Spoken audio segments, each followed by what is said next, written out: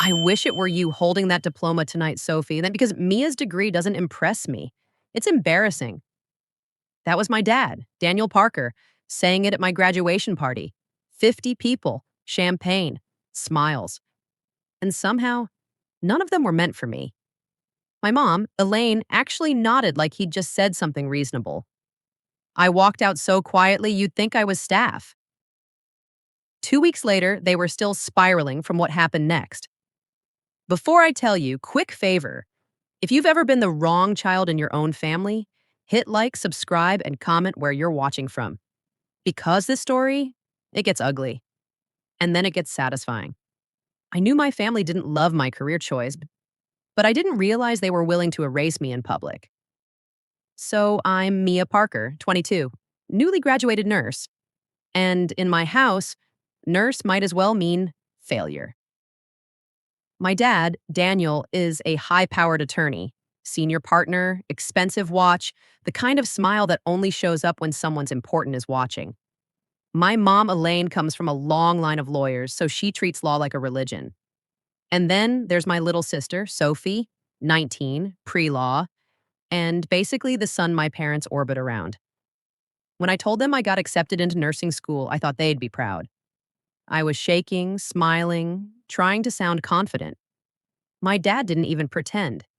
He just leaned back, took a sip of his drink, and said, "So you're choosing a life where doctors tell you what to do?" Like that was the ultimate humiliation. I tried to explain how I wanted to help people, how I wanted to be there when someone is terrified and alone, how it mattered to me. But my words just died in the room because the truth is they didn't want to understand.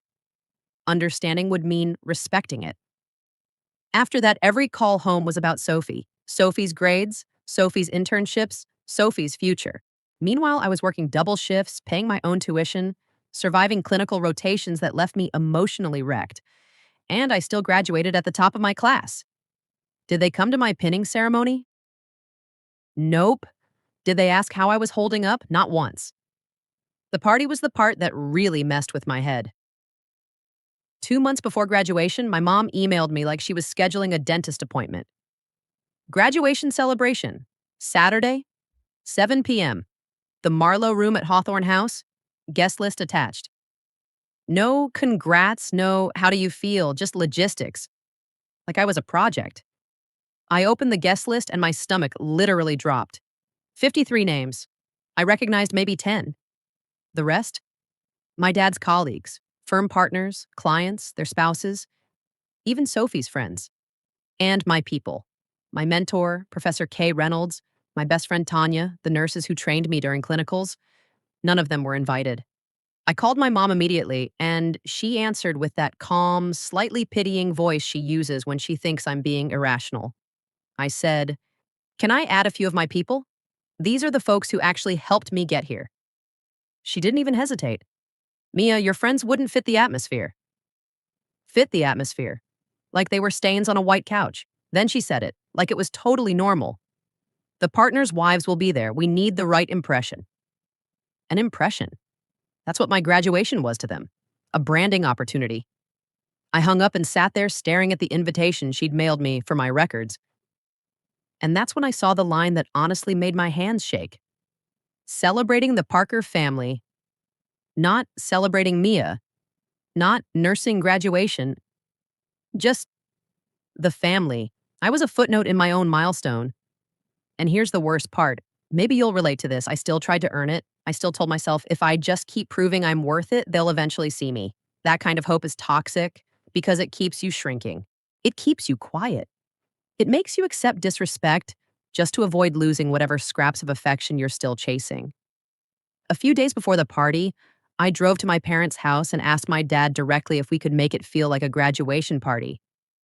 I said I wanted my professor there. My dad actually laughed and said, "A nursing professor? What will people think?"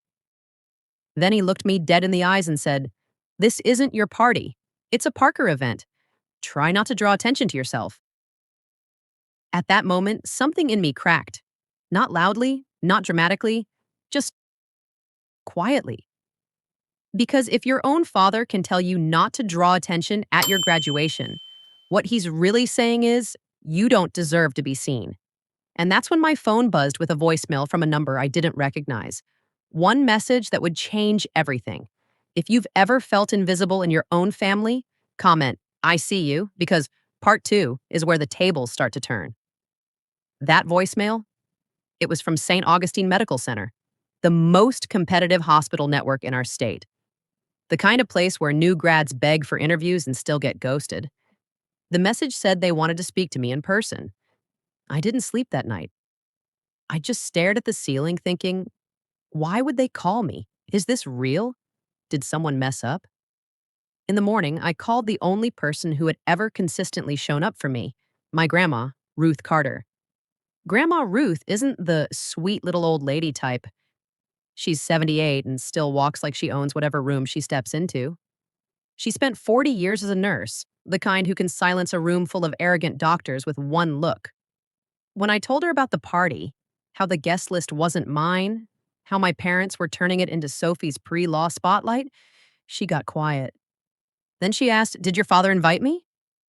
I hesitated because, honestly, I didn't know, and that's heartbreaking, right? That I wasn't even sure if my own grandmother was considered appropriate for my graduation event.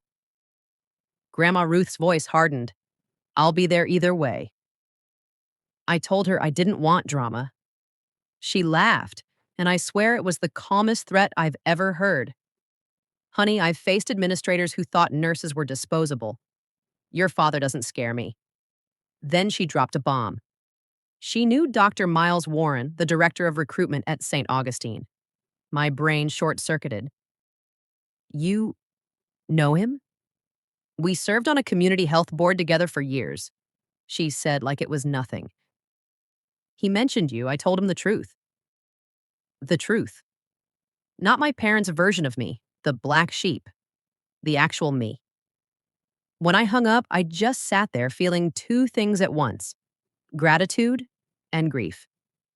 Gratitude because someone finally advocated for me, grief because it wasn't my parents.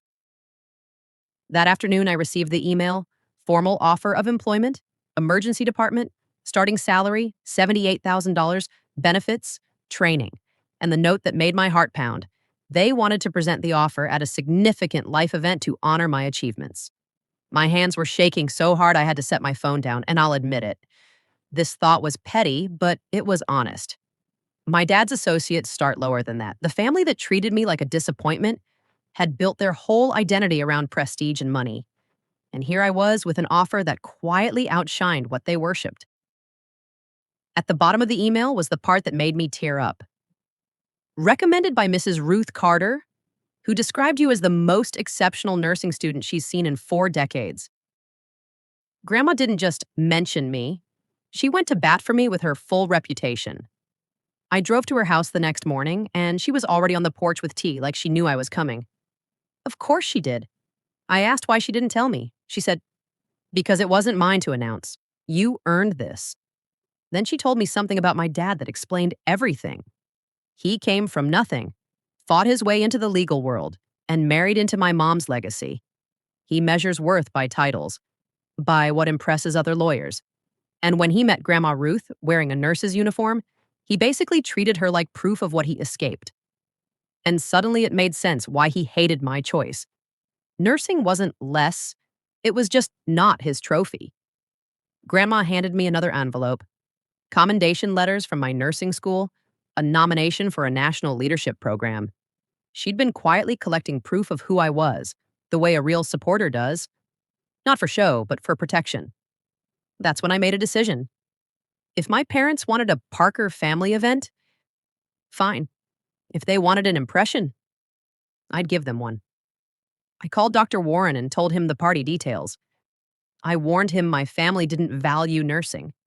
And he paused, then said, so calmly it almost sounded amused, "Then we'll educate them." He promised to bring the formal offer. And he said, "I'll bring a small surprise."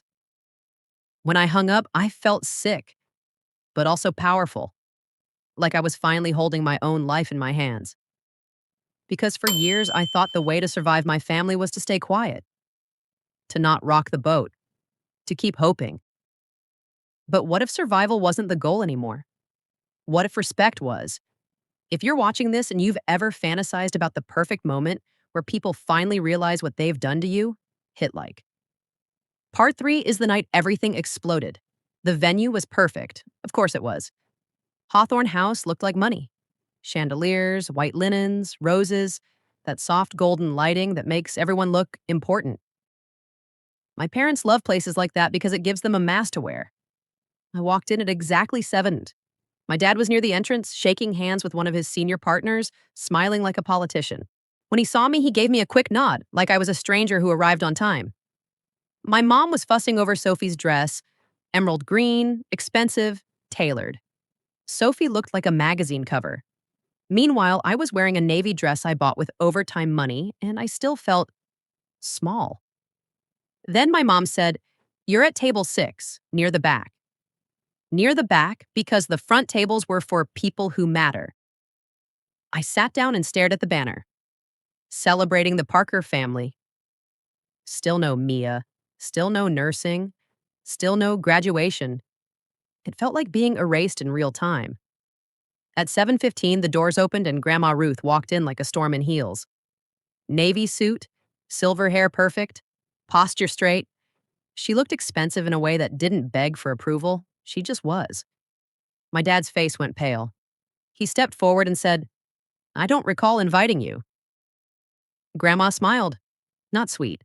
Surgical. "I'm here for my granddaughter's graduation. I don't need your permission, Daniel."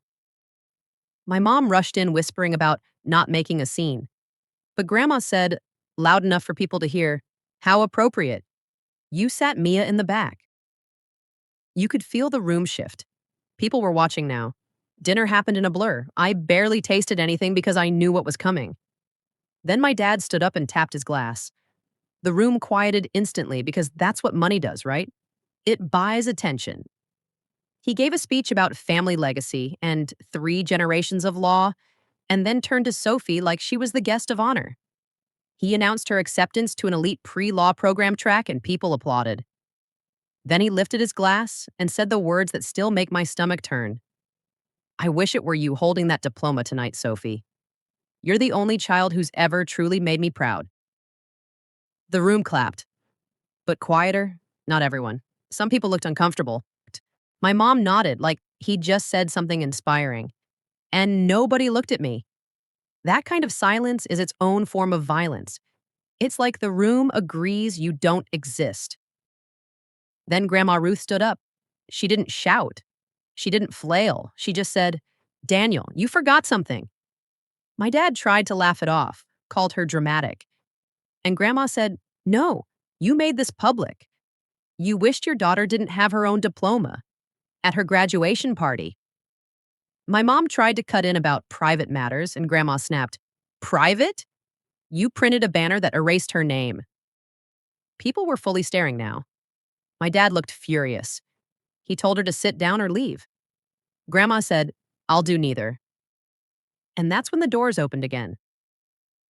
A man in a sharp suit walked in holding a large envelope. He didn't look lost. He didn't look hesitant. He walked straight toward my table like he belonged there. He said clearly, "I have urgent business with Miss Mia Parker." My dad stepped forward like he could control the situation with authority. "Who are you?" The man smiled politely and said, "Dr. Miles Warren, Director of Recruitment at St. Augustine Medical Center." You could hear the air leave the room. Dr. Warren walked right past my father like he wasn't even there and shook my hand. Then he turned to everyone and said, "Mia Parker graduated top of her nursing class. Her clinical evaluations were the highest we've seen in 15 years." He announced the ER position, the salary, the benefits. Someone literally whispered, "That's more than my son makes at the firm." Dr. Warren, without being rude, said, "For context, many first-year attorneys start lower than this. Excellence pays regardless of title." And he looked directly at my father when he said it. My father's face went white.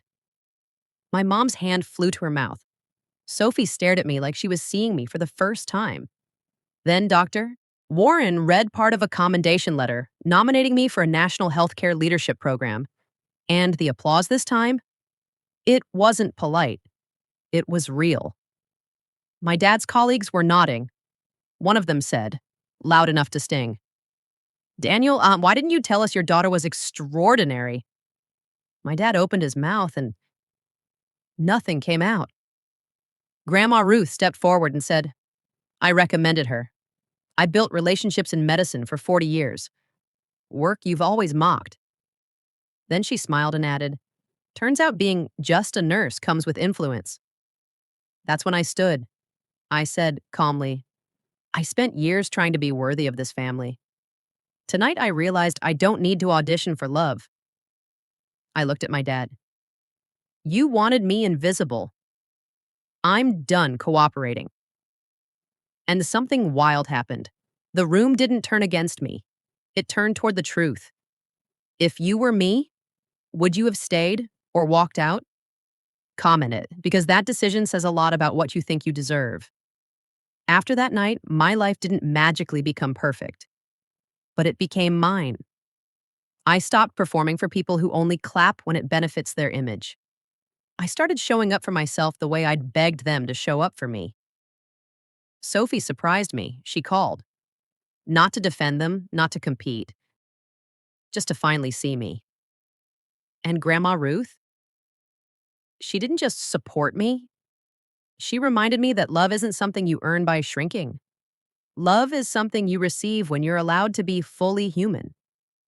My parents never gave a real apology, and that hurt because you don't stop wanting your parents to choose you. You just stop letting that want control your life. So tell me honestly, am I in the wrong for letting the truth play out in public? For refusing to clean up their mess anymore? If you've ever been the overlooked one, drop a comment. And if this story hit you in the chest, please like, share, and subscribe because you deserve reminders that your worth isn't negotiable.